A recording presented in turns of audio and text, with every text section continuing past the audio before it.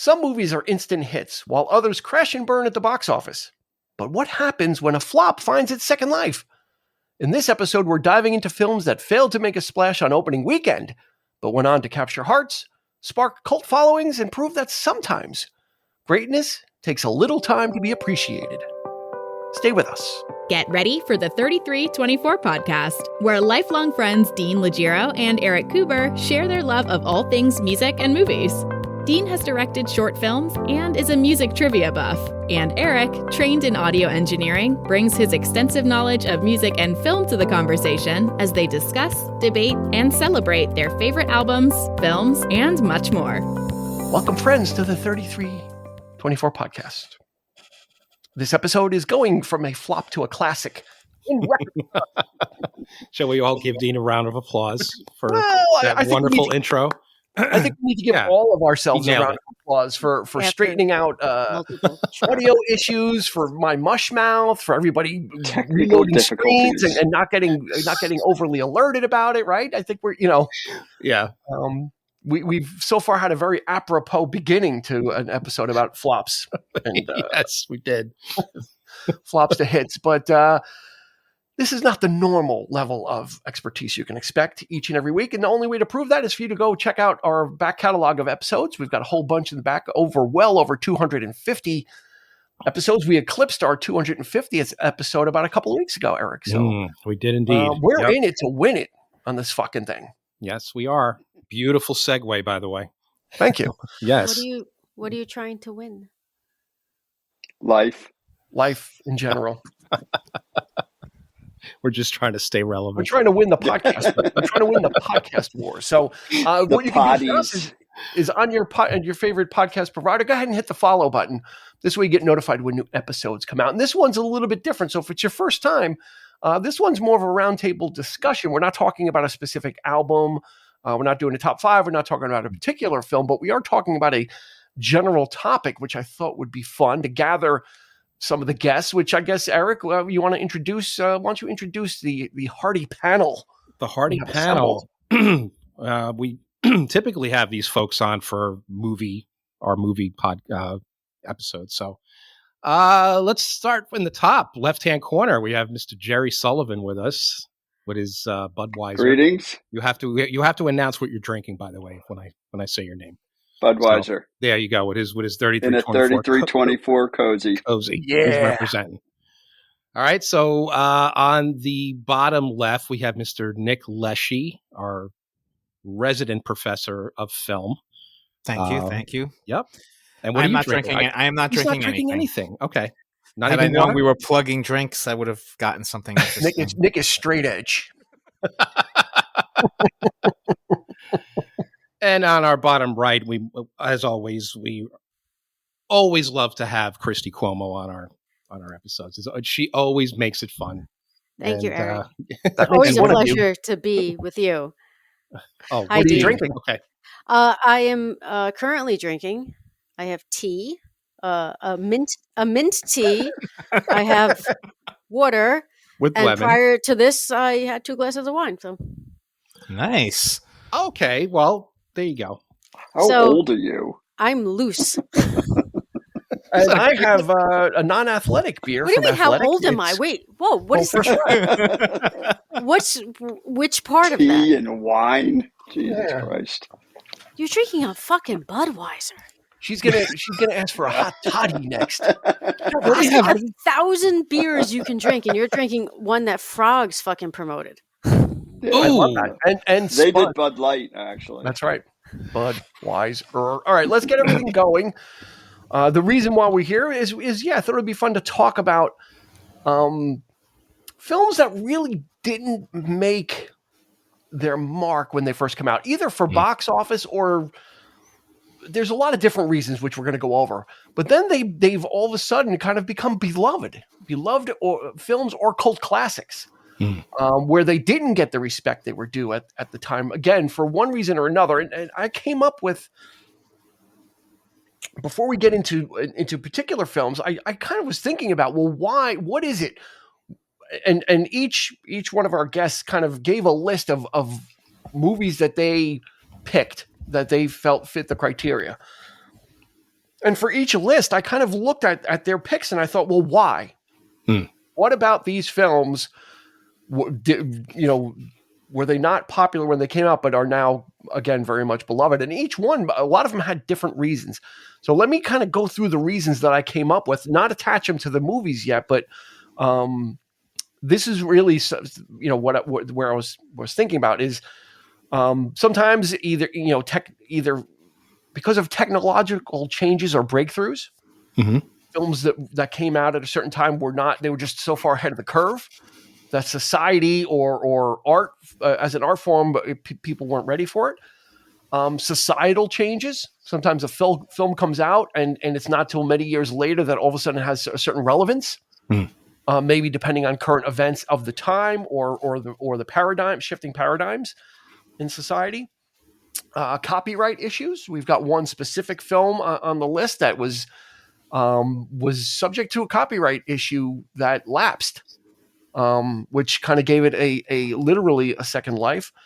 Memification, which is kind of a broad term, but there's two films on here that kind of benefited from memification, perhaps, and just people, it being clipped for a meme or a GIF or a GIF, however you want to pronounce it.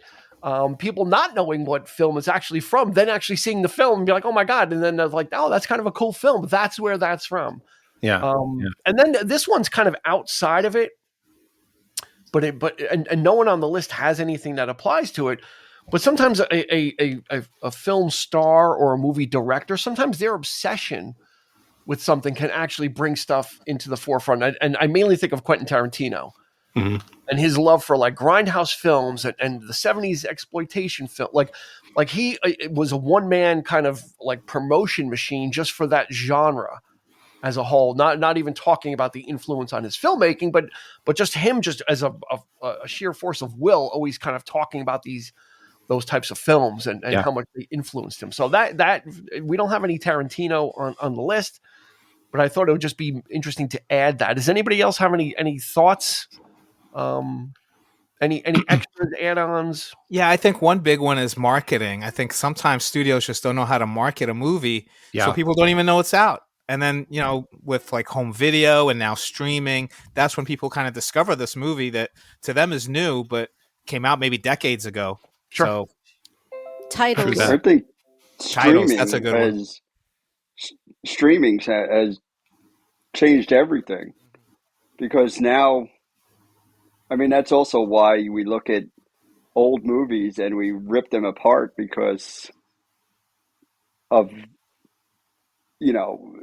things they say and everything. But, to stay on topic, like streaming, just now you can people are just watching things constantly. Same thing with TV shows that never had a life. I mean, look at The Office. It wasn't huge, and then it became, I think, when I was thinking of this topic, some of the things I almost feel like streaming has, while it's made things convenient, it's almost ruined some movies because Agreed. you just pick them apart. And it almost destroys what you loved about them, because now you feel bad because you like the movie that people are saying, oh, there's all this about it. So, I mean, looking at the list that we had that was coming out, it didn't seem like any of those movies got their second life from streaming. It was interesting. Most of those movies all found another life somehow else, which I think lends itself to this discussion more than a lot of things that will come out, later, because of, how easy it is to watch stuff. Although there is one film that almost kind of was the precursor to that. And if we were going to rank these, I'll let Christy take a crack at this too, but if we were going to rank these films like that, there is one film that is on that a couple of people had on their list that was probably the precursor to that, and I think everybody knows what it is. Christy, do you have any? The precursor to streaming? Yeah, to it always being available on streaming. So don't try and figure it out. But do you have anything to add about the? It was, if I'm right, is it Fight Club? No. No, it wasn't available on streaming, but if you turned on certain cable channels, you would always run into it. All right, so let's just start. We'll just start there. Let's just start with the Shawshank Redemption. Mm-hmm. So that's why I said titles, because that film flopped mainly because of the title. Okay, well, so we could talk about and we could let's go there. So the Shawshank Redemption is probably the king. Is the king of this list. Right, I think we can agree that Shawshank Redemption was much like Christy said. No one understood what the title was or what the film was about. It was based on a Stephen King property, but it wasn't a horror film. So normally you think, oh, Stephen King does horror, but he's done Stand By Me, but he's mostly known broadly for horror stuff. It kind of came and went, right? I mean, Eric's got the post. It's one of his most beloved films. Absolutely. And I think what Nick was saying about marketing, how do you market this? It's a movie about prison. At the time, I don't think anybody really wanted to see. And then, like Christy pointed out, the title, which was originally titled Rita Hayworth and the Shawshank Redemption. Can you imagine that on a marquee? Yeah, which wouldn't have made it worse. Right. So what is Shawshank? What is it? And nobody could, Yeah. So I think a lot of it had a lot of things against it from the get-go, from, people just wanting the interest factor of just wanting to sit down in the theater and we don't know what this is, so, but as Jerry pointed out, TNT picks it up and it found a whole new life. And that's exactly where it is the most beloved. People watch it. And you got everyday people just watching this thing almost 24/7 for the, and applying it to their own lives. And it just took on a whole new resonance as a film, rather than just being just literally had a home on in prison. Yeah, it literally had a home on TNT, Eric. It literally was like, and this was before like all the acquisition of all the Marvel properties, because now TNT just plays all the Marvel films in a row. They just pretty much like you'll get the whole MCU. But before that, they pretty much had like Shawshank Redemption was like the Goodfellas of its time. Like you could turn on the TV and Shawshank was always on. It was a permanent fixture any time of day, right? I mean, it's shown in the afternoon, at night. I mean, they're shown it multiple times throughout the day. Sure. Yeah. I don't watch TNT. Are they cutting it? Like TNT's. Well, this wasn't recent. This was like, we're talking the early 2000s, right? Early to mid 2000s. Okay. But they're cutting it though. Before stream. That's why I said before streaming. Now it's a non-issue, but before streaming and before the Netflix, right, Nick? It was like this thing was always on. Yeah. TV. Yeah, and that's where people discovered it. One of those Turner shows. Because like when it came out, it was playing at a time when I went to see almost literally every movie that came out in the theater, but I didn't go see this one, which is bizarre because I loved Stephen King. Yeah, Morgan Freeman was one of my favorite actors, but it was like Eric said. I think that the title, even though I'd read the story in Stephen King's compilation, right, but it was about prison, and it just seemed like I don't want to go see it. And then you watch it on TV, and it's one of the most uplifting, amazing films. The story arc just really gets you. Every scene is amazing, and I think that's where people fell in love with it. Yeah, not to mention an untried director too. Yeah, Darabont was nobody at the time. Who was Frank Darabont? Whoever. Yeah, so. And maybe that's why TNT got the rights to it. I'm sure they must have got it relatively cheaply because they played it all the time. Yeah. So it was probably something that they were able to pick up in a programming package or something. To Christy, to your point, Shawshank Redemption is a film that doesn't need, there's a couple of things that need to be cut, but not a lot. So you can, and they show they're not cutting it down to an hour and a half. So you can pretty much get the full experience of that film. It's not like watching Godfather or Goodfellas where they have to, mother feather, everything like Shawshank doesn't have it to that extent. So you can still get the experience of the film from it. Yeah, you wouldn't even notice a lot of the stuff that they changed. And it's funny, like I think I was like one of the few that actually saw it in the theater. So I loved it. And I don't know why. My friend in college, we just randomly went to see it. and I remember loving it from the start, but then to see it, like to the whole, what was it, TNT or whatever, to see this explosion, like I always just assumed a lot of people saw it. And then I learned over the years that, wow, this was like a bomb. Yeah, it was and a then hidden gem. it just became crazy on, but it's one of those ones that, you could always sit down and watch it. It was critically acclaimed at the time. I mean, it was nominated for 7 Oscars. Didn't win a single one, but I mean, you wonder how many of the Oscar voters even saw it with all the screeners, so they might not have seen it. Yeah, but Eric, it's an honor to be nominated. What's that? It's an honor to be nominated. It is. But when you say if how can a movie that flopped have so much, be nominated for so many? You know what I mean? So that's so it had some merit somewhere. Somebody noticed this thing enough so that it was somebody on the bill. Yeah, so it didn't just fade away. So it was bizarre. It's a really bizarre example of a really great film. But I'm sorry, Jerry, go ahead. So do you have to, like, I'm not a cinephile or whatever you want to call, like, do you have to look at what else came out around the time that would have kept that under? Is that what was around at Forrest that Gump time? Like, I really don't. Forrest Gump was the big. So it was 94. Yeah.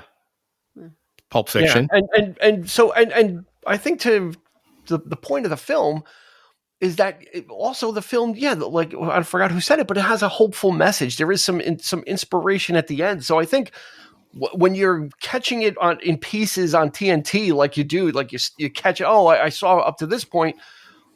The film is a well-made film too, and so it just didn't get in front of the eyeballs. And when it did get in front of the eyeballs, finally, literally by being shoehorned in front of people, like saying we're playing this movie like every day, and on the weekends we'll play it 2 times in a row. Like mission accomplished, though, because that's exactly what happened. People are like, oh my god, word of mouth, such a great film. It's it's intense, it's heartbreaking, it's hopeful, it's everything rolled into one. And not every film gets that. I'm sure people could rattle off 10 other films that they might feel is more deserving, but Shawshank just happened to, be interesting to know the circumstances of why TNT. I didn't ever really looked it up, of why they decided to push this. I always thought of it as streaming. So I kind of always thought of it as the It's a Wonderful Life of its time, like of the 90s. Yeah, but you play that during Christmas. This was playing all the time. True, but what I mean by that is that it had that Capra-esque, absolutely, feel to it. It was supposed to be a really like dark. I mean, we're talking about prison here. Mm-hmm. The subject matter by itself should have been a lot more, but it didn't need it. And to say that this movie is it's hard boiled for sure, but it doesn't shy from that unnecessarily. But it just sort of. But I see it as a really great tall tale in a sense. And it's with Capra's movies, they tend to be, the hero or the protagonist just goes through hell.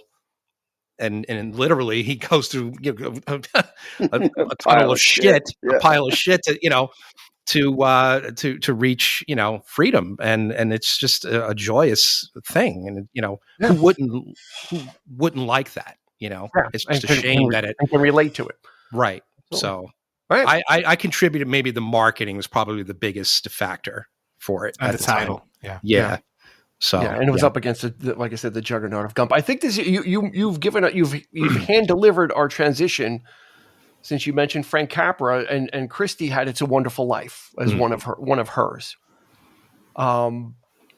The thing I wrote for Frank Capra is you used to always make just the average Joe films. Most of his films were just about an average Joe that things happen to. And It's a Wonderful Life was just one of many of those like films that he would make like that. And it came and went. But in the 70s, something interesting happened is the copyright lapsed on it. And it went into the public domain, which means anybody that had a copy of it could show it for nothing, which means that every TV station across the land grabbed it because it was free programming. They did not need to pay to show it because no studio owned it at the time. The rights were reclaimed in the early 90s by Republic. They said, you know what, we own the rights to the short story that it's based on, therefore, and hitherto, and as a result of, and they end up, clawing it back. But Christy, I think there's got to be something more to that. I think it is akin to Shawshank, right? Yeah, I'm always baffled when films, and just taking Shawshank and It's a Wonderful Life, because it's the first two we're talking about, don't do well when you watch them and you're just in awe of the performances.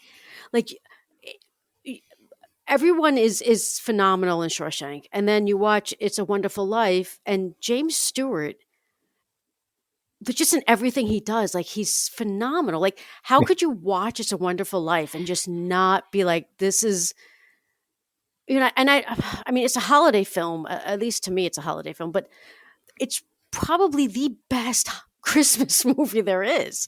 So yeah, it's mind-boggling to me that films like these would just flop at any box office. Like, you go and see it, you walk out of It's a Wonderful Life, and if you're just not filled with Christmas spirit, even if you're the biggest Scrooge in the world, like, then there's something wrong with you. Like, I don't know what else to say. Think let me put this out there. It came out in 1946, and it's a very unholiday film. It's not really a Christmas film. The last 20 minutes maybe take place at Christmas. This is a slow boil 2-hour film. And Nick and I are going to get into this when I guest on his show. But it is something else. And maybe at the time, we're talking post World War II. Well, I was just going to say 1946, we're in a very different, a lot has happened this wasn't in the world, our country, as a Christmas movie. I was going to say the same thing. I'm wondering how this was promoted at the time, because now we all know the story, right? It came out on December 20th of 1946, so it was released. So now you're going for Christmas at the holidays. It was certainly, and it is a Christmas film, but the payoff, like, not in the traditional sense where most movies it's the Die Hard of the 1940s. It's at Christmas time, so it's relying on. And Die Hard. No, he makes a good point. Jerry makes a very good point there, I think, because most, like Dean and you, Dean, like you pointed out that about 80% of this movie is doesn't take place at Christmas. It just happens to end there, and everything comes to a head. Yeah. Perhaps the public, when they went to see it, might have thought this might be maybe marketed as a Christmas movie, but they're sitting through like an hour and a half of something that's decidedly not Christmas, right? Yeah. So when is this going to kick down and sullen? Well, exactly. When you take into consideration the time period in the country, and you're dealing with, if you take the Christmas out of it, and you're dealing with suicidal thoughts, and he wants to end his life, and there was, not being addressed at that time. Again, we look at films through our scope of 2025 right now, but PTSD and stuff like that, it might have been actually difficult for some people to see this film when they themselves might have just been dealing with post-traumatic syndrome from their war experiences, and that could have had an impact on it. Again, it's like, until we start discussing it, when we initially think about it, it's like, again, I'm in currently 2025, but even if you're taking the last 10 or 20 years, I'm like, why would somebody not love this film? But I'm not in 1946, and I didn't just go through a very tumultuous time of war and everything. So that certainly could have played a part. It is a very cynical film for the first 3/4 of it, right, Nick? I mean, it's kind of, absolutely. You don't get that, and there's no indication of a payoff. Yeah, you look at the poster.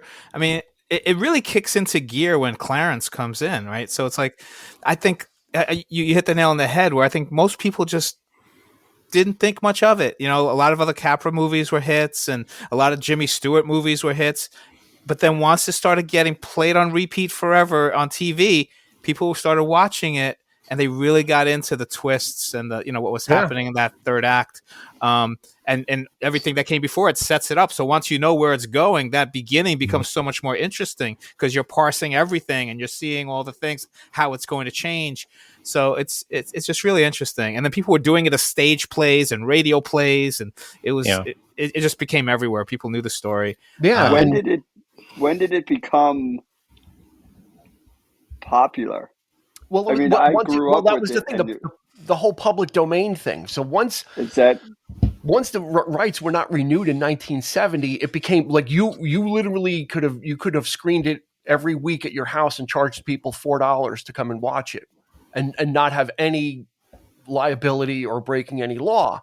So that means all the TV stations across the country just were able to show this for free. And so was it another it was a Shawshank. It was another Shawshank. I was going to say another Shawshank, but Shawshank would have been another. It would have been another Wonderful Life. So and then 3/5 of the people here tonight worked at Suncoast Motion Picture Company. And if you remember, but if you remember, right before all that stuff got settled, there were like 3 or 4 different companies that had versions of It's a Wonderful Life. There was like 3 or 4 different companies that were putting it out because anybody could. So you could buy a $5 version, which was probably a really shitty copy, up to like a $15 one from Republic, and then Republic finally got it all together. So there was a colorized version, I think, at one point. Exactly, it was colorized. There was everything was there. So again, it was just one of and it was at the dawn of movie collecting, right? It was that was the frontier was 1990, 91, 92, 93 of people building collections and there's like 5 different versions of It's a Wonderful Life. So, let me start building that. So the same thing, it became beloved that way. And then it became, previous to it being shown all the time, you had it on videotape. So you could just, bring it to a friend's house and show it or do whatever you wanted with it. Well, so Dean, you're saying it got popular in the 70s when Republic started to own the rights to it? No, the rights lapsed in the 70s. So the rights lapsed. So in the 70s, it started to get popular. It entered the public domain. So every TV station across the land was playing it without any fee or charge. So then that would kind of contradict what my thought process was, because the Vietnam War was happening, which, if you want to talk about PTSD, and being in a tumultuous time. So did it get popular for a sense of nostalgia at that point, for what was assumed to be a more like a better time I think people were just applying it, like Shawshank, were applying it to their own lives. They were, might have been, and it doesn't necessarily have to be war, but it could be just their everyday lives. The 70s was a tough decade. A lot of shit was going down. I mean, it's just the humdrum lives of people. I think over time, people just applied it to their own situation. I just looked up, interestingly enough, Christy, I just looked up another film that came out in 1946, The Best Years of Our Lives, which was a hit. And that's all about PTSD. Yeah, Dana Andrews. These 3 veterans coming home from the war. One guy that doesn't even have an arm. Like, it's like, he's an actor, he's had his arm amputated. And that was a big hit. So I guess there was a film to kind of that spoke to that very thing that you talked about. So why didn't It's a Wonderful Life have that same effect? And how many people nowadays will remember Best Years of Our Life? It's exactly. It's not really talked about. I mean, I think it won the Academy Award that year. I think actually it did. Yeah, probably. It's not a very well talked about movie, and yet people like Spielberg love it, and they cite that as one of the greatest war picture. Tom Hanks is a big fan. It's post-war. It's not about the war itself, but it's just what the effect that it had on people. Coming home to their everyday lives and that kind of thing. So it's just an interesting, interesting comparison. To try to figure out what the rhyme or reason is to it, but maybe there isn't. I think it was just the fact that it was always, it became as ubiquitous as watching Rudolph. Right, like Rudolph would, every year, but these guys didn't have to pay for it, so everybody had it. Rudolph would only be on one station CBS or whoever had it, but this could be played by the small local stations. It could be played by the big networks, the affiliates, everybody. It was just free for all to use. Yeah. So you just kept, you just kind of kept seeing it, and it was just, kind of that. It was the same thing as Shawshank. Yeah, and before the current age where everybody has their own screen, everybody's streaming stuff, watching something on TV, especially during the holidays with the whole family, that really like goes into people's minds. So you think about like Wizard of Oz, and you think about a lot of these other shows that kind of during the holidays would get played on TV a lot. That's what people kind of gravitate to and like fall in love with and look forward to seeing every holiday or every year, because you'd have to wait for it. Yes. It would be an event. Right. The Rudolph, the Rudolph, Frosty, the Peanuts one. Yeah. You would look forward, the Grinch, because you'd only see it that one night. If you missed it that night, that was it. Yeah. If to Dean's point though, if you were collecting that kind of stuff, back in the day, and you still had it, and it's in a bin somewhere in the back of your closet, and then the holidays come around, you got to pull that shit out, and dust it off and put it in there, and it's like, it's skipping, it's all scratched and skipping all over the place. But to some degree, it these stations back then, when we didn't have the options of what to watch through streaming, it's a little bit of mind control if you think about it. Like when I think about my childhood, I associate Thanksgiving with like March of the Wooden Soldiers and Miracle on 34th Street, because that's what they played, and it got almost drilled into you. Sure. And so like we're saying is like we would look forward to very specific films at very specific times during these years. And it was all the best years of our lives, I might say. It was all dictated by stations. Like it wasn't, but so it kind of feels it kind of feels a little mind, like I don't know. Christy feels manipulated now. No. I do feel manipulated. I feel a little Clockwork Orange is happening, and now I need to question a lot of things from my childhood. Well, last year I think they brought back some of this stuff as a big deal. They made a big deal about it. I believe some of the Rankin Bass were restored and all that. So one of the major, like I think it was CBS or NBC, made a big deal about it. They actually promoted it as a big deal. We're back on network television now, and so I mean, it just comes right back around. See, now it's mind control because they start the holidays way earlier. True. Back then, they've been starting the holidays way earlier. It was a thing because that was the time of year. First of all. And you knew. No. You didn't work at Suncoast Video. You have no idea that Christmas Video started shipping to us in August. But you're looking at a later time. Like you look at it. He's talking about this was the 90s. Yeah, when you were a full-grown adult. I'm going back to being a kid when you knew you had to look for those times, but they stayed in your mind. Same thing, when you have Wonderful Light, it seems like when it became, tied to Christmas to wherever you could see it in a bunch of places, that's where it got stuck in your mind. I mean, the first two things that we looked at, Shawshank and It's a Wonderful Life, it almost feels like they became hits because they were drilled into us. Like when you look at a lot of the other movies that we've talked about, it seems like there's different paths, which is kind of interesting, that this is kind of forming of how these other movies Yes, exactly. became their cult favorites or whatever you want. Yeah. The two that we picked became famous because you talked circumstance. It was circumstance. Yeah. It's a Wonderful Life was free advertising. They would literally show that film, and then any ads that they were running did not have to go to pay for it. It was free money, right? Yeah. So it's like, let's keep showing it. All right. Well, you know what, Jerry? Since you just gave us the last word, let's move into one of your picks, which was the Warriors. Do it, 70s, Jerry. Do it. Which did not. Which I kind of remember.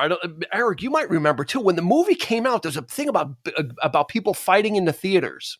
Yes. Yeah. Mm-hmm. Fights were breaking out in the theaters, and so it was already getting like a bad reputation They had to hire gangs to protect the people filming the movie because the gang members saw the Warriors. Who's going to a theater and gang fighting?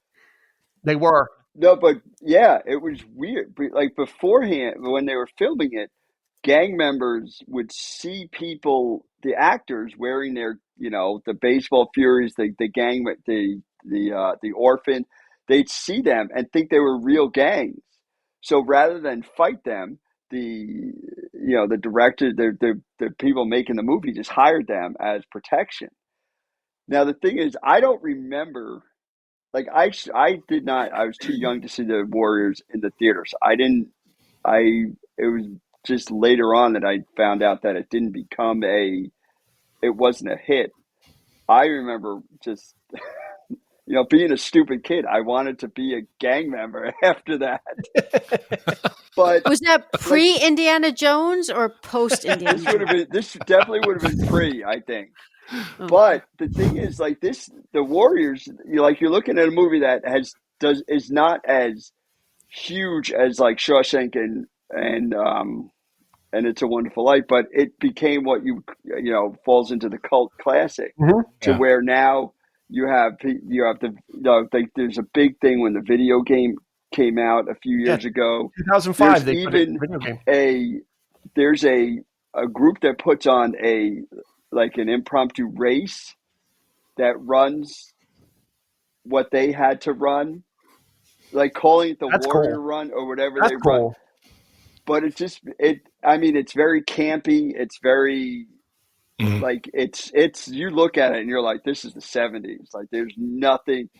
I liked it because I started to learn that some of the spots in the Bronx, and as they worked their way through, I had been through too in my life. And that's why it became big. But I think this movie, while it became like an underground cult classic, enjoyed a resurgence when nowadays with social media and streaming, people then start to reach out to, I think Michael Beck was the Swan, the main guy. And they gave them new life as to, like, this would have been the day that you guys were running through. So it's enjoying a different kind of resurgence. Still not huge like the other two that we talked, but this is where social media. But people are talking about it. Yeah, because in droves. Yeah, people are connecting on social media to where they're, and they bring they give these actors, who many of them, I don't believe really went on to huge careers afterwards, a whole new life, because suddenly they find out that all these people on the World Wide Web, or whatever you want to call it, all love this movie. And you're finding out that other people love this movie. And that's what can buoy some of these films from having, you find out other people actually like them. Yeah. And you form a community that way. At the time, like Roger Ebert hated it. Like it did not get good reviews. Like Jerry used the word campy. It was called pulpy. At the time, and at the time in 1979, people didn't want a movie about how horrible things were in New York City. Like things already were horrible in New York City, so a movie wasn't needed for it, right? Mm-hmm. But now, like I said, in 2005, they put out a video game about the property, and now it's looked back through the lens of the 70s cinema of that pulpy, Assault on Precinct 13 kind of films. And all of a sudden the Warrior stands out as like this very interesting allegory of these people trying to get, from one place to another and just survive the night. And it's just almost like a modern day Western, right? Of this group trying to, like a posse trying to get through, and all the rival bad guys are getting in their way, and they're just trying to get back to like the fort, basically. And it's going to get even huger because Lin-Manuel Miranda is going to turn it into a Broadway musical as of this recording. So it's going to be the next Hamilton. But I can't tell if you're joking or not. No, I'm being serious. Are you serious? I'm totally serious.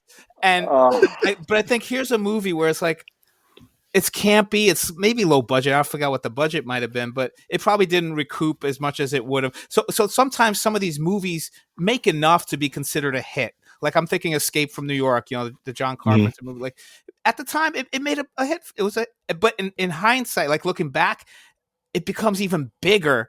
Like you said, it becomes a cult classic. People who never went to see it when it came out fall in love with it. And they might not be like on the mainstream, like, It's a Wonderful Life or some of these others, but it's enough that now it's considered, even a bigger hit than when it first came out. I think people look, young people today are looking at it too. There's just so much, I dare say, of the same thing being made again and again and again and again. And just some of it's great, some of it's not so great, some of it's very forgettable.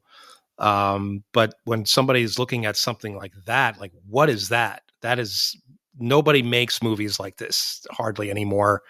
And to even consider pitching it to a studio nowadays is just kind of like, no, we can't do that. Well, so A24. It's also not. It's not like nowadays everything has to be. This is where my curmudgeon life comes in. Everything has to be all happy. It's not a happy movie, because at the end, he says, "What did we fight for this?" Like, yeah, they survived, but then he's like, "What the fuck did we survive for?" We're living here. Whereas nowadays, they would have turned it into some sort of, they got back to some, Eden, some, glorious land. But it's like, it does have a weird thing. Like, you're rooting for them, but then when they get home and they get away, they're like, now we got to wake up tomorrow. And it's like you said. I mean, the gaming culture today too it's so nihilistic, and so every game is they're beautiful. Yeah, I mean, some of these games out there are just, my God, they're gorgeous. But it's just like, but it's always the same sense of dread. I mean, I can't imagine, why would anybody want to play this thing? Yeah. It's so violent and so like what is the appeal here? But it's become a whole new level of, I mean, I filmmaking, because animation and and all that kind of thing is in play here too. So I'm sorry, to Jerry's point, something interesting that I guess I didn't realize as we all put our lists out there, and we could have easily added up. Dumb and Dumber, I think, is probably a comedy that, I don't know how well it did at the box office. It did really well. That was really popular. I looked at that. But we all picked films that have this darkness to it, like The Warriors or Shawshank, and is it because these, and like Dean said, like It's a Wonderful Life, we can label it as a Christmas film, but it's dealing with very dark, a dark undertone to it. Yeah. And is it because, are these films, do they flop at the box office but become cult classics because people can resonate with them? Because no one's living in this, all the time happy-go-lucky, bullshit world. And so these films get these lives because when you go back and we rewatch them, there's just that one character, there's that one, underlying story, that storyline or something that we as human beings just kind of relate to. Like, no one's sitting here talking about, as much as I love Romeo and Michelle's high school reunion, like it's not a film I'm talking about. Like,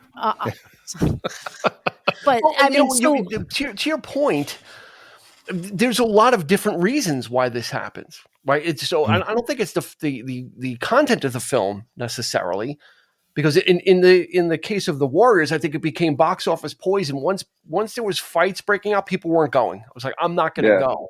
Mm-hmm. Now in 2025, when we look through the lens of 70s cinema, and we look at the grit and like you said, the depressing nature of this film, how it doesn't have a happy ending, how the 70s were very emblematic of that type, One Flew Over the Cuckoo's Nest, all these 70s films didn't, it just looks dirty.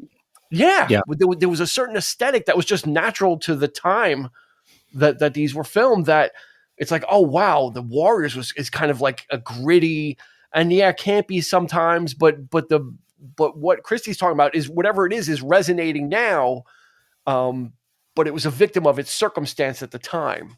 That was a victim of, people just like, there was news reports. I'm not going to go to it, and it's not getting good reviews anyway. So we'll just, let it die on the vine, And like you said, with meme culture nowadays and clipping, YouTube Shorts, right? You can watch a little bit of that, and oh wow, that's kind of cool. Or like you said, like I see videos all the time of like Michael Beck and those guys. They're on a subway now, they're wearing like the Warriors vests and they're doing photo ops, So yeah, there is that second life. But to Christy, to your point, I think there's just many different reasons. If we get to a second round, where we will, there's going to be more.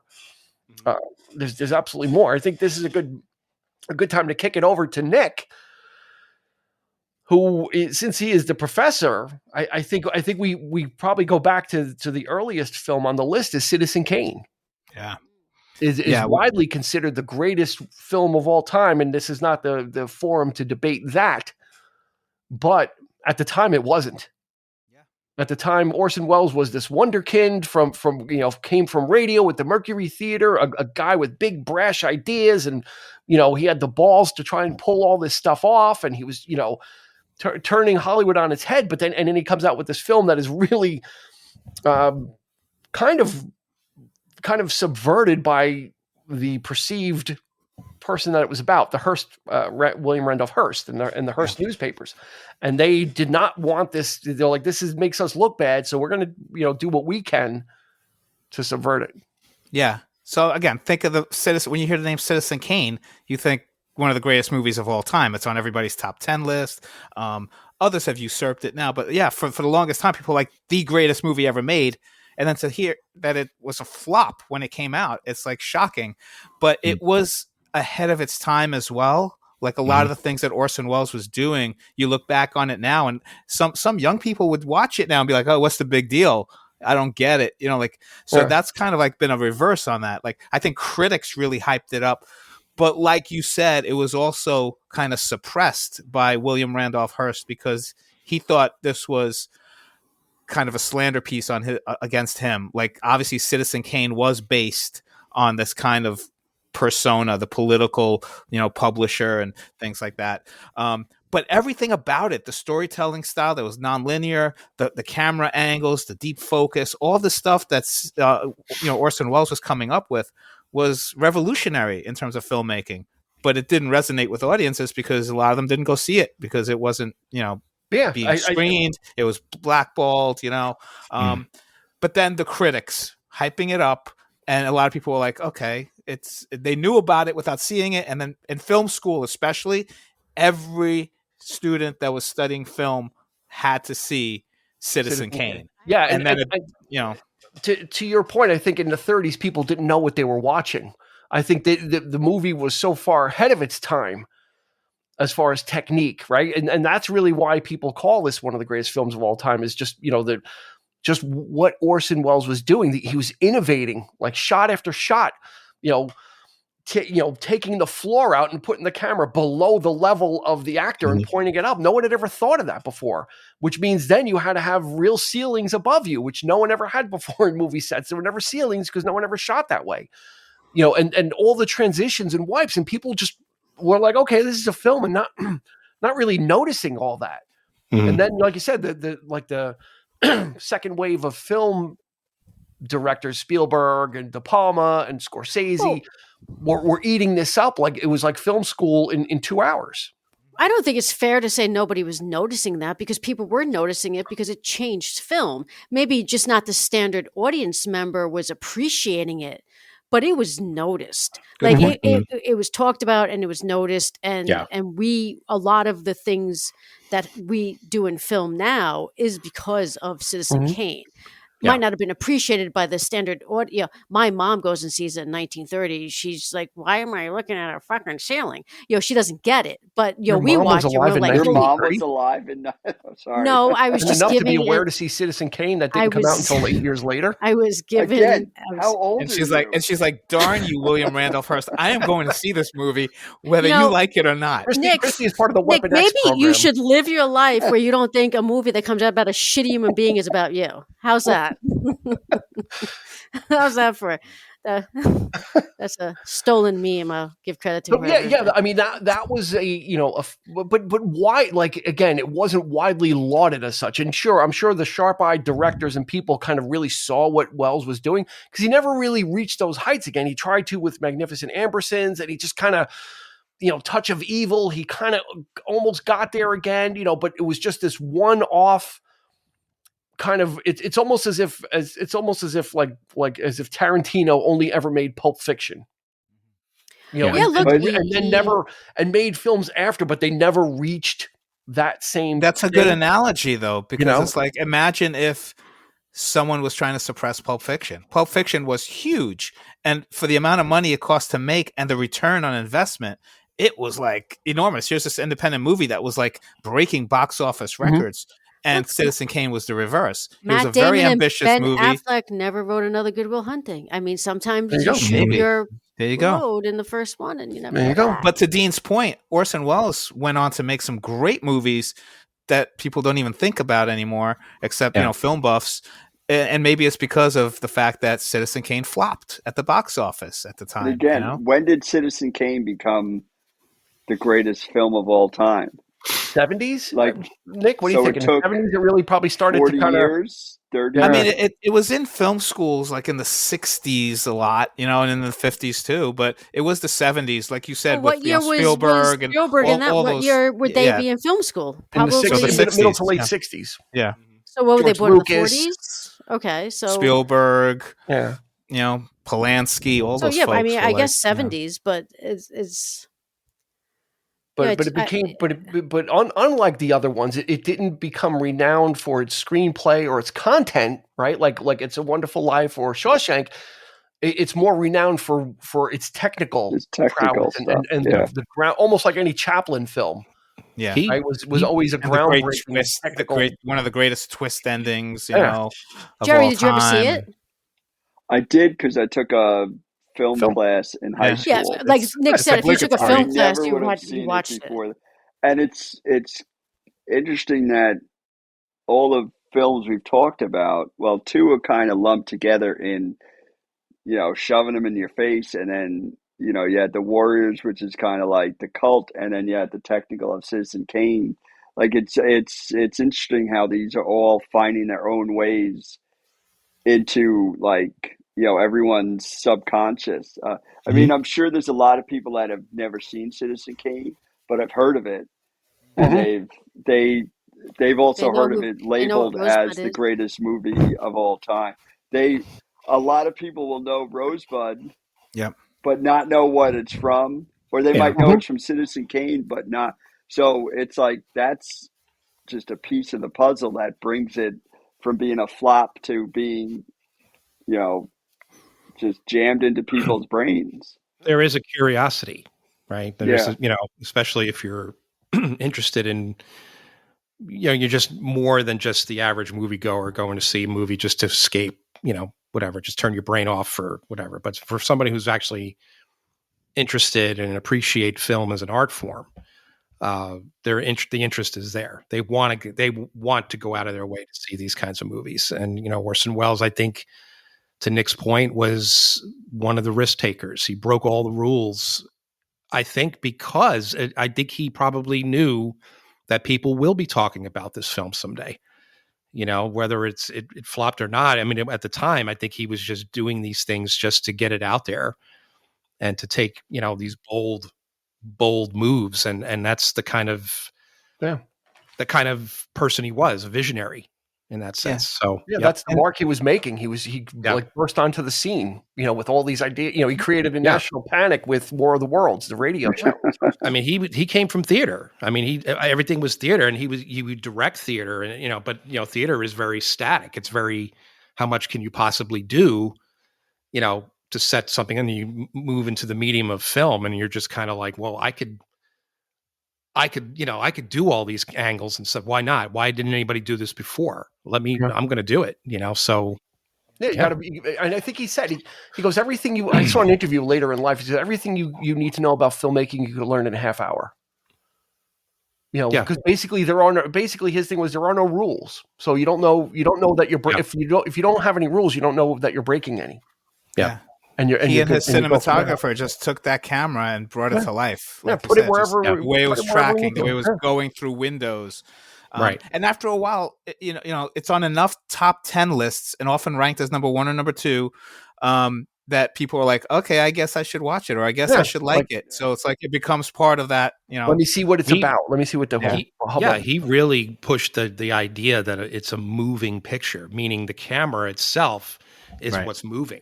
Yeah. It's drawing you in. It's not just a static shot of people moving around in one frame. It's like he's literally taking the camera, and of course that would become the norm for people like Scorsese and in the 70s. Influenced so many people, so many filmmakers. Yeah. All right, let me do one of my picks. It'll be a quick one, and this is actually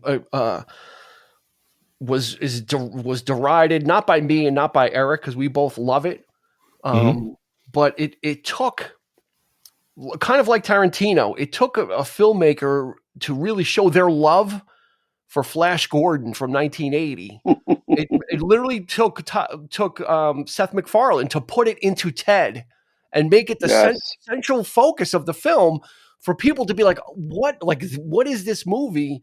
Oh, to the point of when they released Ted, I think they also packed it with Flash Gordon.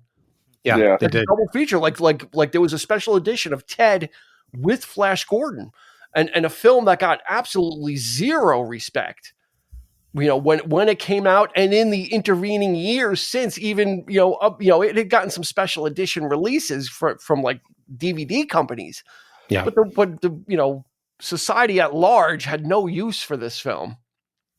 Didn't know what to do with it. Because I knew that film first through the soundtrack.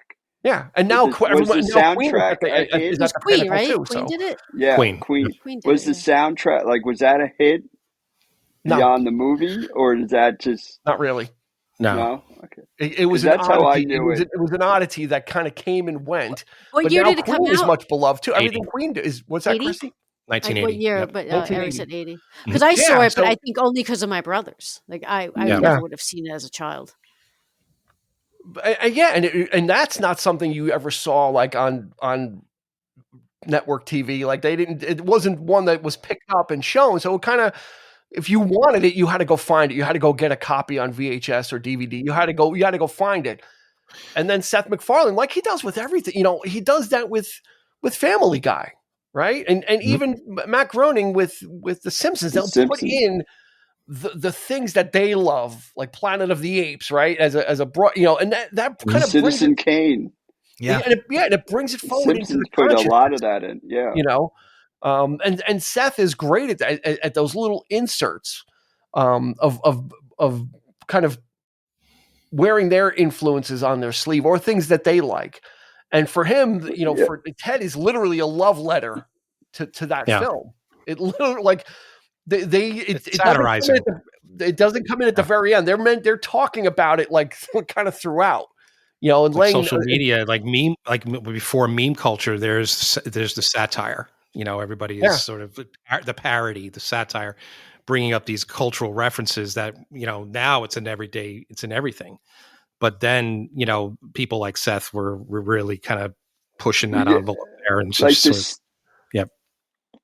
Groening would incorporate it in The Simpsons. Like, there's a ton of Citizen Kane stuff. There's a ton of a lot of the movies that you find out you love.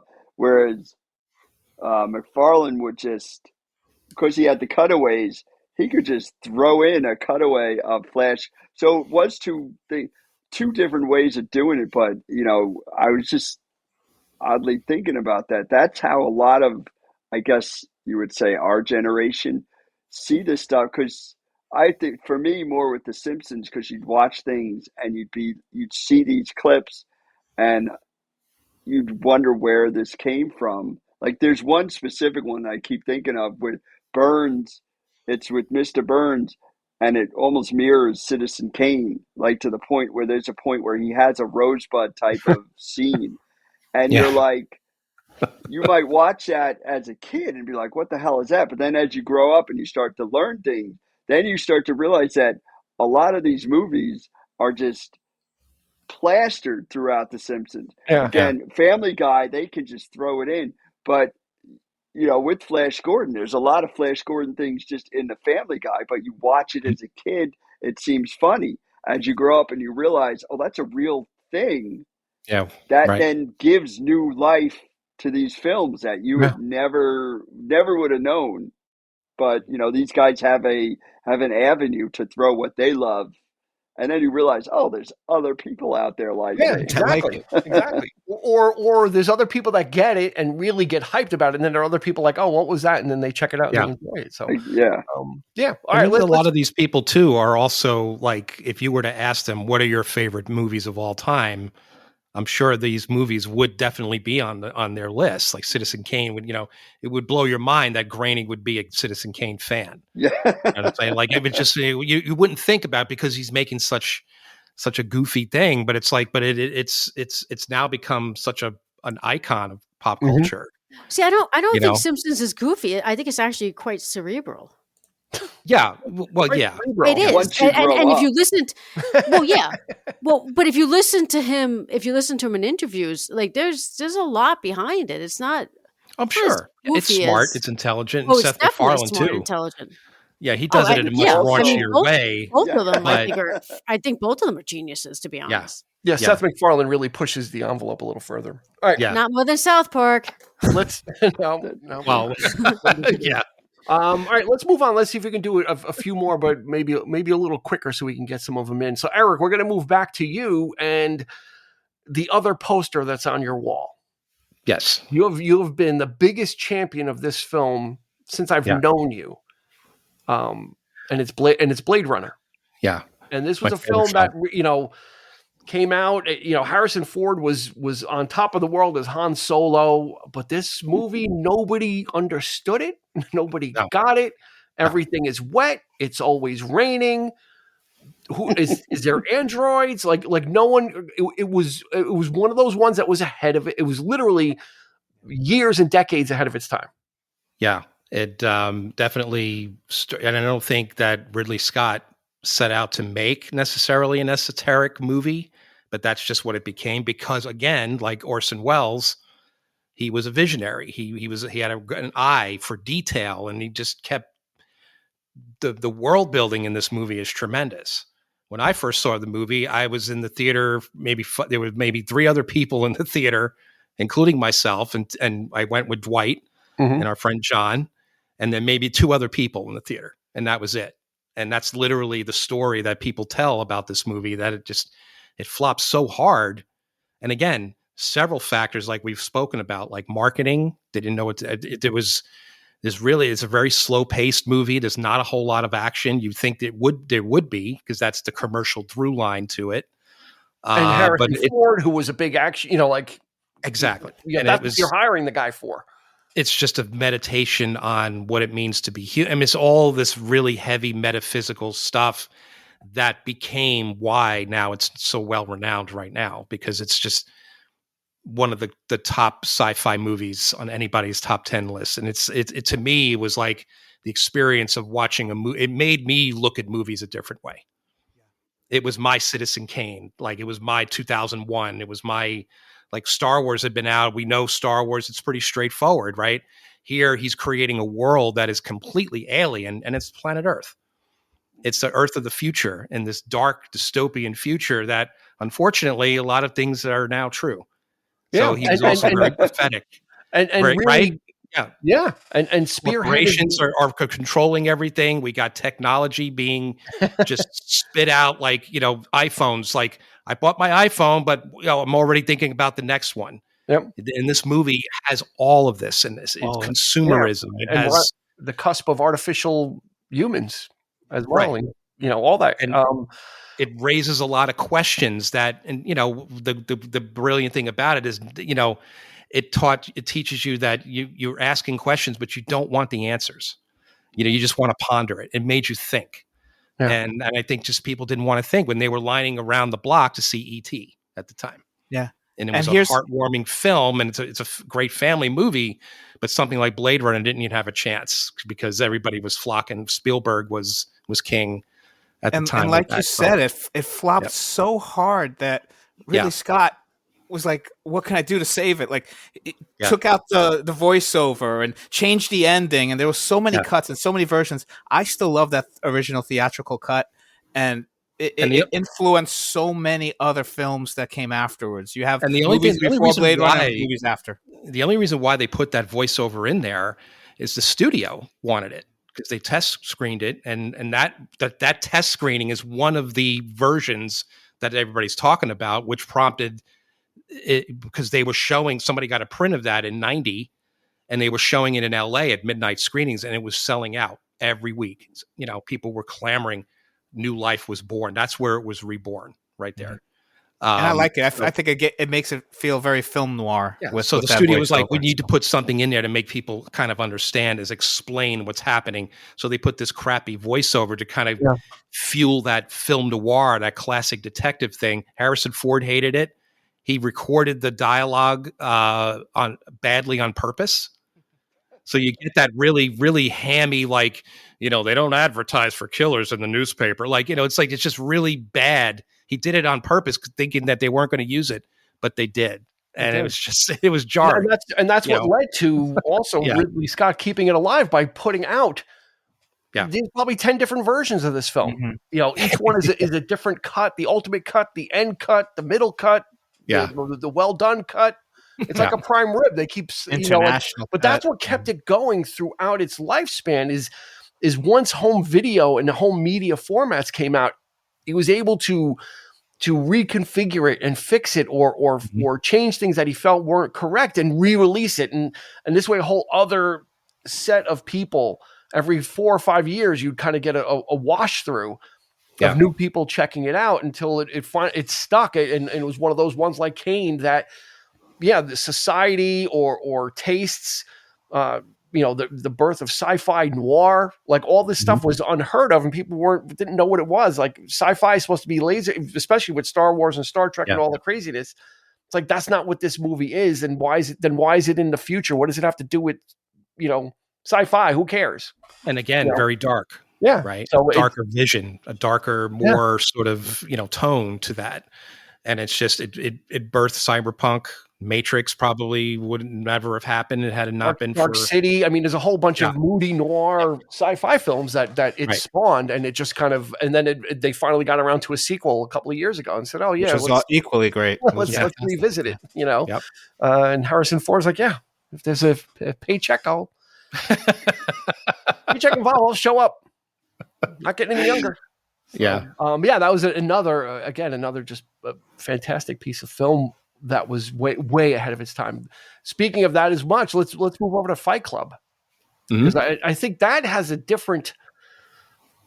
I think Fight Club has gone through a couple of different iterations, Christy. And I never thought, I saw it when it came out, I never thought it was a flop. I never thought that Fight Club was was not a big thing, but it must have been in my mind that it was bigger than I thought it was. Maybe because I saw it, I thought it was a box office smash, perhaps. I don't know. Yeah, I saw it in the theater. I loved it. I didn't know it was a flop. I thought it was a great film. But yeah, I think Fight Club's life that continues kind of goes to the theme of these films we're picking, where it's not dystopian, but there is a dystopian thing that happens towards the end where I mean that certainly brings you to a certain point in society. What the Jack does, but yeah, Fight Club. I don't know. Fight Club just, and it's maybe because of my age at the time. What did it come out in 2000? That was 99. Was it 99? Can you look it up quick? Yeah. So I was 99. I could, but I'm busy talking. Google it. You're sitting in front of a computer with a big 1999. Yeah, I was young. I was in my early 20s, so it was kind of maybe the way people felt when they saw Warriors, in the 70s. Like you feel this rebellious thing in you, and you kind of it just resonates with you in your youth and questioning everything. Like I will to this day say one of the greatest lines in a film that resonated with me is when they're sitting in the bar and he says to him, the things you own wind up owning you. And that is something that I consistently think about to this day after seeing that film. Like, and I think it's true. And so, yeah, I just never got why people didn't just cling to this film initially, but I understand, because I did, why they all cling to it now. Is it the marketing? I mean, I remember at the time it was like they were afraid to give away the twist, you know? Well, they had two different posters. They had one with Edward Norton and they had one with Brad Pitt. Brad Pitt in 1999 though was he was a force to be reckoned with. Like he had 7. He was young. He was very, very attractive. I still happen to think he's very attractive, but young and attractive. Very a sex appeal to him. So you had that going for it, but they also he took out his tooth and they had a bar of soap, and it kind of was a little weird. It definitely was, a little out there. I don't know. Maybe it was the marketing. I think the marketing was trying to pique everybody's interest, right? Because it was like that. It was like something and soap, and it was just a bar of soap that had Fight Club etched into it. And you mentioned the things you own become, end up owning you. And I think that's the first resurgence because Fight Club, I think, has had 2 resurgences. That was the first one, was people realizing that part of what Fight Club was about consumerism. Mm-hmm. Right? It was about exactly about that. It was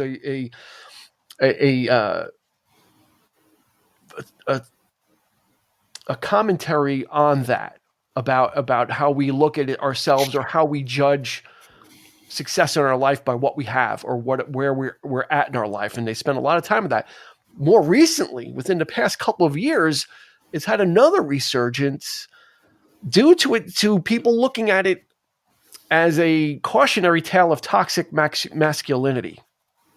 Also, they're now it's kind of being looked at. It was looked at through a economic lens before. Now it's being looked at through a different type of lens of, it's a bunch of these guys acting really guy-y, right? They're really acting really like men, and they're fighting and they're punching each other, and so nowadays when I see stuff about it, it's more commenting on that than about the consumerism. So the thing about Fight Club is it's got multiple layers to it. There is that layer. There's something in there for everybody. And I think that's people probably got it in the beginning for the twist ending. It's like, oh, it's like the Sixth Sense. There's a twist ending at the end. But then as it went on, it became more about, well, this is a statement on consumerism, really, and kind of really what that is about, the IKEA generation. But when go ahead, Jerry. When people go to or look to go to movies in the theater when they come out, I don't know if a lot of people are looking to have lessons, and they want to be entertained. They don't want to have these, deep things shoved down their throat. Be told we're all consumers, and you don't want to have, do you really want to hear that when you're at a movie? Which is why some of these big movies maybe flops. But then as you sit back and you watch it again, when you watch it once and you get the gist of it, and then, it comes on again, you start watching, that's when you start seeing all these other lessons. If you want to go back to the wars, you can see, you watch it the first time, it's just an action film. You're not looking at it for lessons. You're not looking at it for the sad outtake on that's what the 70s of New York City looked like, because it was shitty. But then you watch it with a different way, and, or even Shawshank, your first time you watch it, it seems like actually all of it, it seems like a sad movie type of thing. But then you see the hope in it because we get to watch it over and over. Fight Club, I'll admit I've only seen once because I don't know why. It just, and I've known this was going to come out at some point and that Christy would judge me for it. But I didn't think it was a bad movie. I saw it and I saw it not in the theater. So I probably saw it at a point where I could see the lessons, the consumerism, and the toxic masculinity. That term wasn't so popular, but you look at it as and for guys, old guys joke about a Fight Club or something like that. But, these movies get these resurgences because we're looking at them for the third, fourth, fifth time to where you got the story, that shit. So now you're looking at it for what are they trying to say, or what, the undertone. or what can you read from whatever the movie said, whether it's what the director wanted or how you're perceiving it. But the idea of this day, the consumerism that's been for this particular movie, you could see that in a lot of things, and it is a big issue. I think now like the idea of looking at it through you can't be masculine type of feel, and you're looking at it as that that's going to open up either people that are holding on to, yes, that's what guys are like, versus we don't need to be like that. So you have now more people coming in and looking at a movie from two different angles, which now just gives it a whole other breadth of life that it can, a whole new audience starts to see it, because the toxic masculinity people are probably of a younger generation, because all of us we're set in our ways. We're not douches. We understand you don't need to be an asshole, but the younger people that are kind of forming that idea, they can see this movie and they can either come on either side of it. They can come on that's what men are like, or they can come on a man can be strong. So it is an interesting thing that you can have new people seeing this and just looking past what happens in the movie and just seeing that this is what people are taking from this at this absolutely. point. Yeah, and like I said, it's multi-layered, Christy. So I think you have a closing statement, or the toxic masculinity with it is somewhat interesting because look, if you haven't seen the film, I don't care, but when you have Tyler Durden and we'll say Jack, who are the same person, one is spoiler alert. Whoops, I didn't see that part. Spoiler alert. Sled. Never got Jack that far. is the sled, and Tyler Durden is Rosebud. No, but when you take the two characters who are the same character, there is a very masculine one, and then there is a very less masculine one. So I think it would be an unfair. If I'm going to defend the film before we go to the next one, I think it's unfair to chase this with toxic masculinity when I think that is trying to throughout the film address that. And in the end, the toxic masculine does not win. Right. Well, exactly, and that's part of the point of what people are talking about. So for people to not like it because of it, I think it's actually a film that when you really dissect it, is very ahead of its time. Yeah. Because it's addressing that issue, which maybe in 1999 we weren't, we were aware of, but we certainly weren't talking about. But Meatloaf's character too, right? I mean, he didn't start out as like this tough. Well, his name was Robert Paulson. First of all, it's the overarching message of like the bro culture. How all these people are following one guy, and if you know anything about Andrew Tate, Andrew Tate's that's where the Andrew parallels Tate are drawn. is a toxic masculine douchebag. Exactly, and that's where the overtones are coming of like all these people are following this one messiah-like guy, and this is, you can take anything and pull out a toxic masculinity or say that this is a feminist movement in this film. That's what makes some of these movies blockbusters after they flop, because it's like there's enough there that people see something that they hadn't seen before. This is a movie that rewards rewatching. The more you see it, you see more that leads to the twist. You see the stuff about consumerism. People are talking about toxic masculinity. So you see some of that parallel. So some of those commentaries. I think that's what makes something like Fight Club still stand true. And you see maybe some of these older movies that people are suddenly discovering on streaming or others, and they're like, holy cow, they're seeing it from the lens of today, and they're like, oh, look, it's about feminism, or it's about this or that, or the political climate we're in today.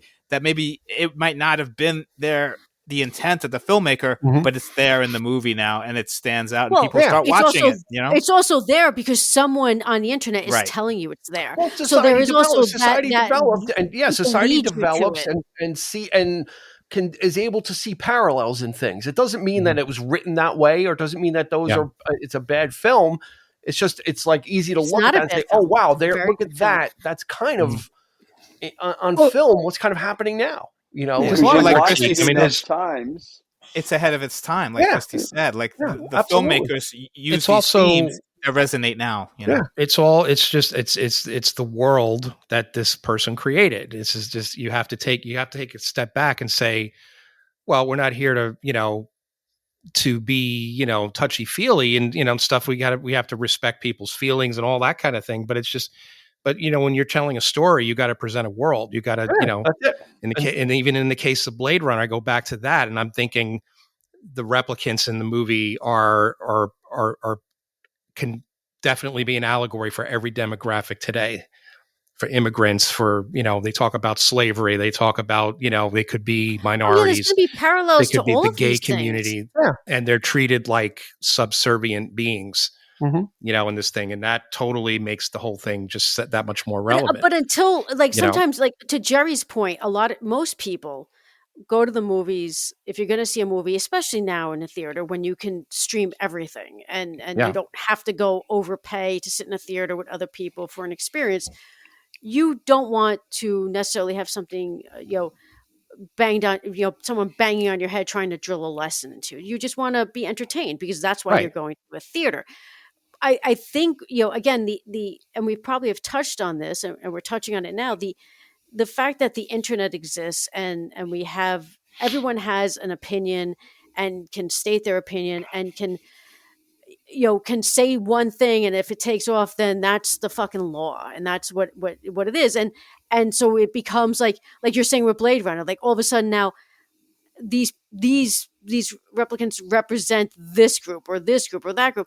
And when you think about it, it can make sense, but that's not necessarily what they represented when the filmmaker. Of course not. No one's saying that it is. Yeah, no. And it'll change. And it'll change 5 times in 5 generations. There may be things in It's a Wonderful Life that have not been revealed yet.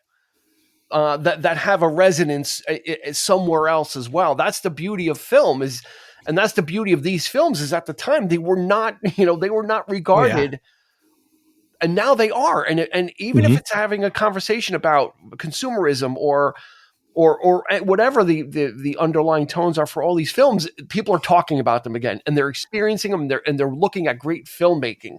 When I think of Fight Club, I just think of a great piece of filmmaking that was innovative and ahead of its time. We can debate whether we think it's right or wrong, but what it is now is where it is, and that's where it's. That's every generation will revisit something from the lens of where they're like. How many arguments do we have about the value of Charlie Chaplin movies versus Buster Keaton versus Harold Lloyd? Every generation kind of flips and flops which was better and what they see in it. And Jerry and I talk about it all the time. Yep. All right, well, let's move on. We have 2 left. So let's see if we can get these done pretty quick. Jerry, talk to us about Tremors. My God, one of the greatest series of films ever created. And I know it is not the only way. Like, I did look to see that it flopped, but it gave Michael Gross a whole other aspect to his career. Yep. Because he went from being the hippie Mr. Keaton to this gun-toting. He had a whole life arc, because when you watch one of them, he was a coward in one of the early ones, and he becomes like the hero of them all. But to stick to why we bring up Tremors, this kind of goes along with my Warriors thing of it's campy. It's the only word I can come up with. But it's like it falls in with like, a Sharknado type of thing where it's just so out there and just so that they're just fun to watch. They're an hour and a half, which is another thing that drives it. I know it started to grow more later on through like, video sales, and it would show up around Halloween on cable and stuff. which is, again, it pumps up it mostly comes down to views. It gets thrown in your face. You're watching these things over and over, year after year, and then to the point that you watch these movies once, you get the entertainment value. It sticks in your head. You like it for some reason. You watch it again. You start to see more things. All these things that we come up with is constant watching of these films gets you to see more stuff, because you see the broad picture, and then you start to pick it down bit by bit by bit. With Tremors, Kevin Bacon was brilliant in the first one at a time when he wasn't, I think at that time, like he was 1990, known. He wasn't there yet. He was on his way. Yeah. But it was just Did Flatliners come out? He still wasn't big. He still wasn't big. And, But Tremors, it's just a quick, like, there's some humor, there's some, at the time, it would have been, I guess, considered a little gory, like, because there was some blood in it and stuff. But it's just like one of those fun things that I think it probably rode the wave of like a Halloween type of thing. But now there's, I believe, 6 movies, because it's very easy to put it. They were very big on the direct to DVD. Yeah. But those DVDs sold, and now it goes direct to streaming, and they have more, I guess, a little bit more budget because they're using slightly better graphics. But it just allowed, like, that one movie which flopped had to have done something to generate all these other movies. What it did is, because I remember when it came out, and people were like, "Oh my God, it's a movie that wore its heart on its sleeve." Mm-hmm. It's kind of like the Blob, meaning like you're not It's to be fun. It's to be a roller coaster ride. It is not to be Hellraiser. It was not meant to be. And there's no twist. Yeah, it was meant to be fighting worms. Exactly. It was meant to be exactly what it was. And that was the intent. It didn't do that by accident. Like Flash Gordon had high ideals to be Star Wars, and it didn't achieve that. Tremors was only ever trying to be that film when it came out. They were always trying to kind of fill in that gap of like fun horror stuff where everything was always had to be gory and Candyman and hooks and all this other stuff. And Tremors came out and it was like this little film. And I remember, when I was working at Suncoast, like when it came out on video, people were coming in to get it on VHS because, that film, almost like Killer Clowns from Outer Space. Like there's that underswelling of people that are talking about it, And like you said, like this was more of like a word of mouth film, Tremors. Like people were like, you got to check out Tremors. It's fun. It's a lot of fun. You'll like it, And that's exactly what it was. And it didn't try to be anything more than what they were shooting for. You just wanted a fun rental in the good old days of renting movies. You just wanted something that was quick. You could drink your soda, eat your crappy food, and enjoy just a fast movie that just rolled along. And then you were done with it. No thinking, nothing. Exactly what it was. A great choice. All right, Nick, we're going to give you the last choice. You had 2 films we didn't talk about. You had Iron Giant and Heathers. Yeah, I could talk about them both because they both kind of do the same thing. And we got to wrap this up. Iron Giant cartoon during the time when like you had Disney musicals. Movie. So here was a cartoon that was before the Pixar movies that had like a narrative flow and more serious. It was just something that almost destroyed Warner Brothers animation because after that, it was like it flopped so much that they were like, we can't do animation anymore. But now you look at it and you go back and like, here's a story that still resonates, has heart, and just like Heathers, it's kind of just like came out at the time when it was going against what the genre at that time was. Like back then with Heathers, it was like you had all these romantic comedies and it just kind of was ahead of its time. So I think Iron Giant is something that is just growing in popularity. People rank it as one of the best animated movies of all time, and it bombed at the box office. Yeah, Heathers allows because it was it was an animated film, but probably aimed more towards adults. The themes of war, right? Of warmongering, of using technology and harnessing it for not good ideals, right?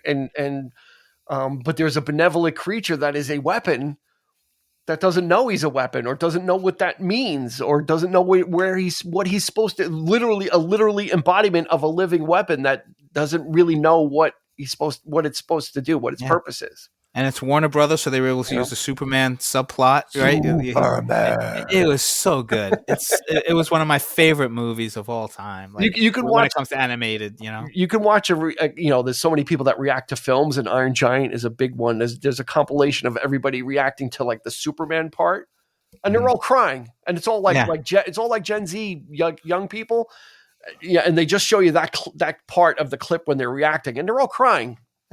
at the part of it, because that was, again, everybody was trying to cash in. Eric, you remember when Disney was big, Don Bluth was full ahead with Land Before Time and American Tail, and everybody was just trying to get some of that animation gold. But Iron Giant was like not a musical. There was no cute little sidekicks. It was kind of like, again, a kid that was kind of like an outcast. The adult aspect of it was great, but it really kind of warms the heart, but it's something we needed, I think. And it's a great example of that kind of happy compromise of animation and films. I wish there were a lot more of these kinds of movies. Yeah, an anti-war film when we weren't really in any war, right? Which was like kind of an interesting thought, But like I said, now it's very resonant, It just in its themes and in a quote unquote children's film dealing with these adult themes, and then those are the ones that the stuff, the goofy stuff, you're gonna trolls, it's forgettable because it's But when films really take the time to try and make a statement, and I'm going to be a little cliche, but damn the torpedoes, meaning they kind of did this. Yeah, they kind of probably could have come up with some kind of sidekick, a talking whatever to be there. Mm-hmm.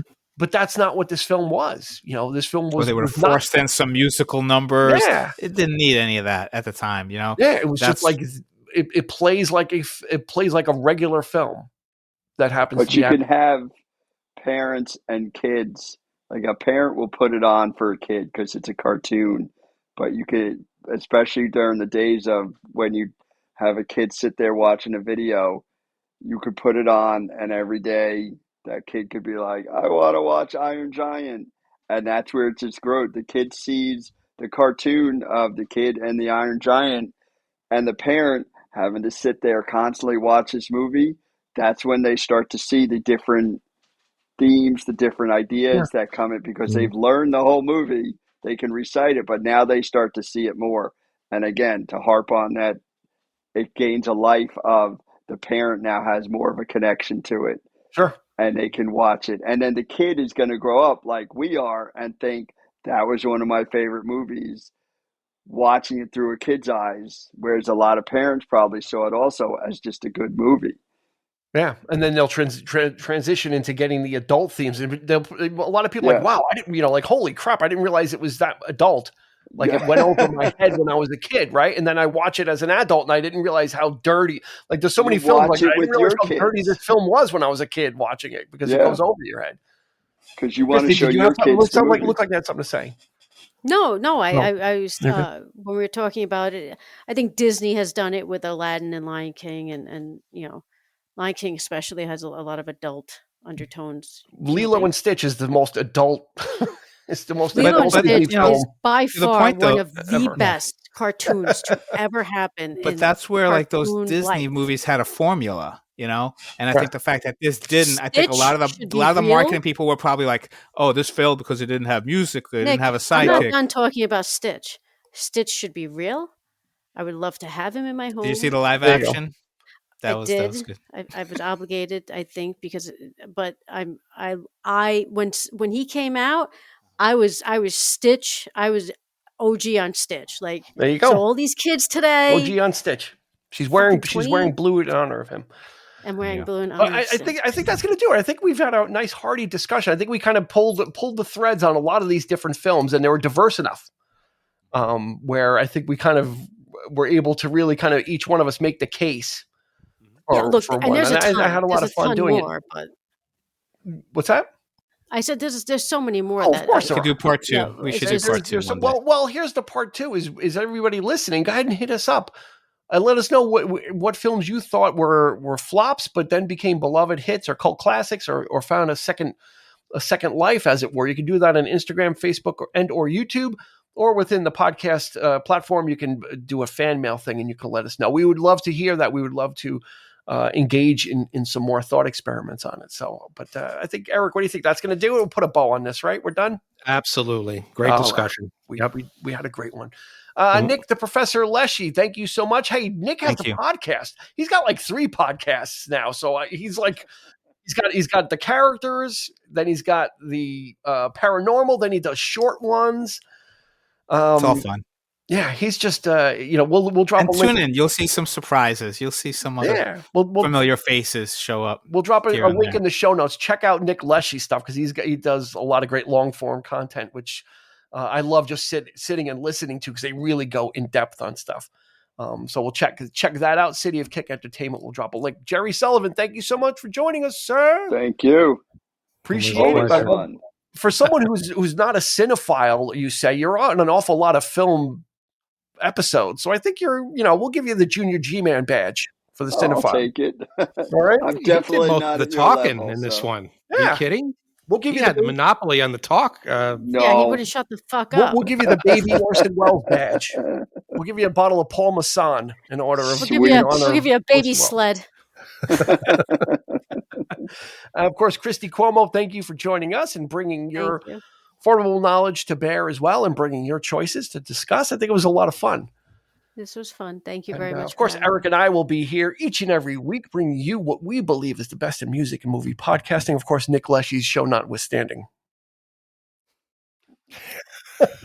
Was that a disclaimer? Which means he's better than us. Exactly. That was a slam. You're the inspiration. You're the originals.